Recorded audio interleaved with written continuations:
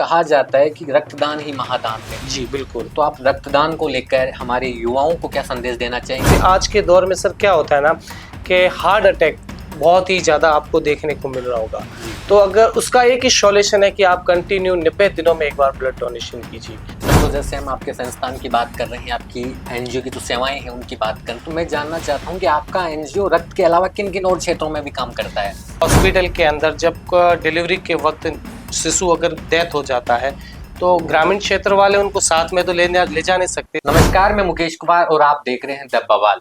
समाज में ऐसे कई लोग होते हैं जो अपने जीवन के साथ साथ समाज के बारे में भी सोचते हैं। ऐसी ही एक शानदार शख्सियत आज मेरे साथ मौजूद हैं, हैदर शाह जी, जो जैसलमेर में अब्दुल कलाम रक्त सेवा संस्थान के संस्थापक हैं। आज हम जानेंगे इस एनजीओ के बारे में और उनके जीवन के बारे में। नमस्कार सर। नमस्कार सर।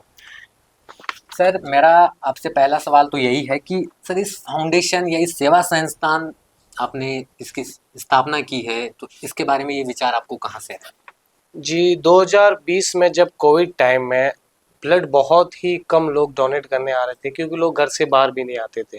तो ब्लड की डिमांडें तो कंटिन्यू वो की वही चल रही थी और उससे ज़्यादा भी चल रही थी। तो 2020 के अंदर 8 अगस्त को हमारी संस्था की मैंने स्थापना की क्योंकि उस समय ब्लड की बहुत ही ज़्यादा शॉर्टेज चल रही थी। वैसे तो मैं 2015 से ही काम कर रहा हूँ, पर जितनी संस्था स्थापित करने की ज़रूरत नहीं पड़ी, पर कोविड टाइम के अंदर संस्था को स्थापित करने की बहुत ज़रूरत पड़ी क्योंकि उस समय बहुत ही ज़्यादा ब्लड की डिमांड आ रही थी और ब्लड बैंक उसको पूर्ण रूप से पूर्ण नहीं कर पा रही थी, जिसलिए हमें अपनी संस्था को स्थापित करना पड़ा और फिर लोगों को ब्लड सेवा के लिए संस्था बनानी पड़ी। सर, तो जैसे हम आपके संस्थान की बात कर रहे हैं, आपकी एनजीओ की जो सेवाएं हैं उनकी बात करें, तो मैं जानना चाहता हूँ कि आपका एनजीओ रक्त के अलावा किन किन और क्षेत्रों में भी काम करता है? जी रक्त के अलावा जैसे हॉस्पिटल के अंदर जब डिलीवरी के वक्त शिशु अगर डेथ हो जाता है तो ग्रामीण क्षेत्र वाले उनको साथ में तो ले जा नहीं सकते। तो वो क्या करते हैं, आसपास में कहीं खड्डा खोद कर उसके अंदर डाल देते हैं बच्चे को। तो वहाँ के जो जानवर वगैरह होते हैं तो वो उनको खा लेते हैं। तो उनके लिए हम बच्चों को मिट्टी हवाले भी करते हैं। और जैसे शहर के अंदर नाग बिच्छू भी आ जाते हैं तो उनको कैप्चर करने के लिए भी हमारी संस्था काम करती है। और यहाँ पर एक बहुत बड़ा तालाब है गड़ीसर लेक, तो उसमें भी कई लोगों की डेथ होती रहती है, तो उसमें भी हमारे सुमर है जो उन बॉडियों को निकालते हैं। और ऐसे कोई फैमिली है जिनके पास पेमेंट नहीं है किसी का अंतिम संस्कार करवाने के लिए, तो हमारी चैरिटी द्वारा उनका अंतिम संस्कार भी करवाया जाता है।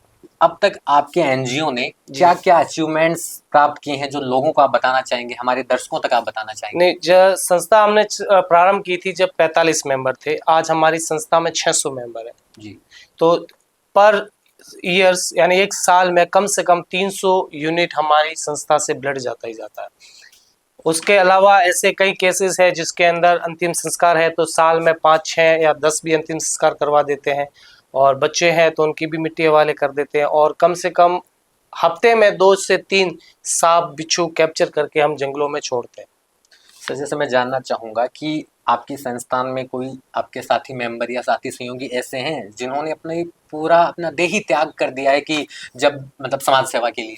जैसे हमारे एक प्रेम सुख भाई है जिन्होंने अभी तक अपने कई बार ब्लड कैंप भी करवाया है और उन्होंने अपना अंगदान भी किया है। और जब कभी इमरजेंसी केस में ओ पॉजिटिव ब्लड की जरूरत होती है तो वो अपना ब्लड भी डोनेट करते हैं। तो ये कब से जुड़े हैं आपके इस संस्थान से?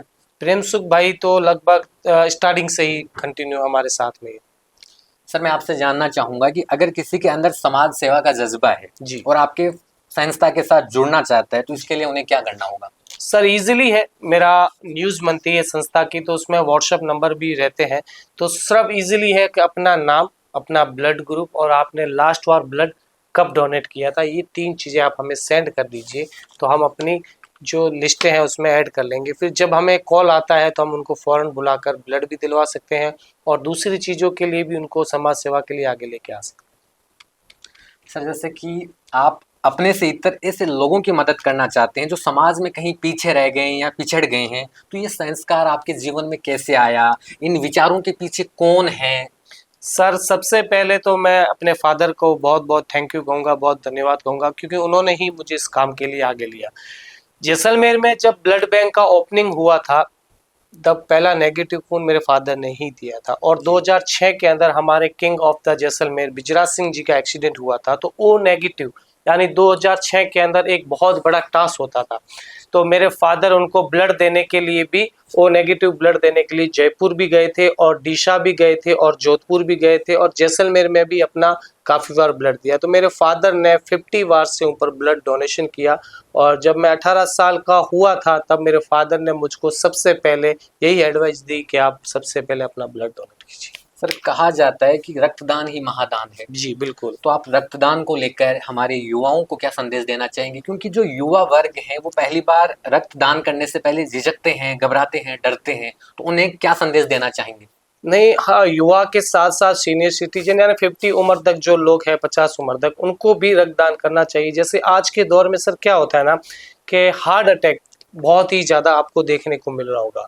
तो अगर उसका एक ही सॉल्यूशन है कि आप कंटिन्यू 90 दिनों में एक बार ब्लड डोनेशन कीजिए, क्योंकि अगर आप 90 दिनों में ब्लड डोनेशन करते हैं तो हार्ट अटैक के आने के चांसेस बहुत ही कम रह जाते हैं। हैदर शाह जी, आप हमारे साथ जुड़े इसके लिए आपका बहुत बहुत शुक्रिया। अभी हमें इजाज़त दीजिए, मिलते हैं अगले एपिसोड में। शुक्रिया।